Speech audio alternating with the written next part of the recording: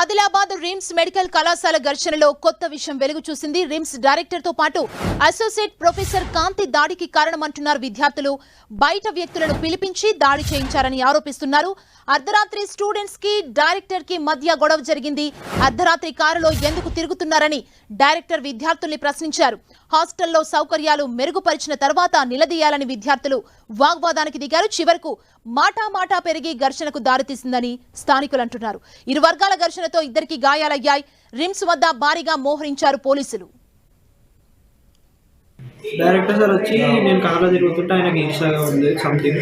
ఆయన నన్ను ఎందుకు అట్లా బాగా తిరుగుతున్నావు అనేసి క్వశ్చన్ చేసింది. నేను ఆయనకు రివర్స్గా మాట్లాడి ఆయనని ఆ హాస్పిటల్లో ఎన్ని ప్రాబ్లమ్స్ ఉన్నాయి, ఇన్ని వార్డ్స్లో ఎలుకలు తిరుగుతున్నాయి, ఆ వార్డ్స్కి ఎప్పుడైనా వెళ్ళిండ్రా, లేదంటే ఇట్లా ప్రాబ్లమ్స్ ఉన్నాయి, ఆ ప్రాబ్లమ్స్ని సాల్వ్ చేసిండ్రా, ఇది ఒక్కటే మీకు ప్రాబ్లం ఎందుకు అనిపిస్తుంది అని నేను ఆయనకు రివర్స్ అయినా. ఆ రివర్స్ అయిన దానికి ఆయన పర్సనల్గా గ్రడ్జ్ తీసుకొని నైట్ రౌడీలను పంపించింది ఆ మీదికి. రౌడీలతో పాటు డాక్టర్ అసిస్టెంట్ ప్రొఫెసర్ డాక్టర్ క్రాంతిని కూడా పంపించారు. వాళ్ళు వచ్చి మా పైన దాడి చేసి మమ్మల్ని కొట్టిండ్రు.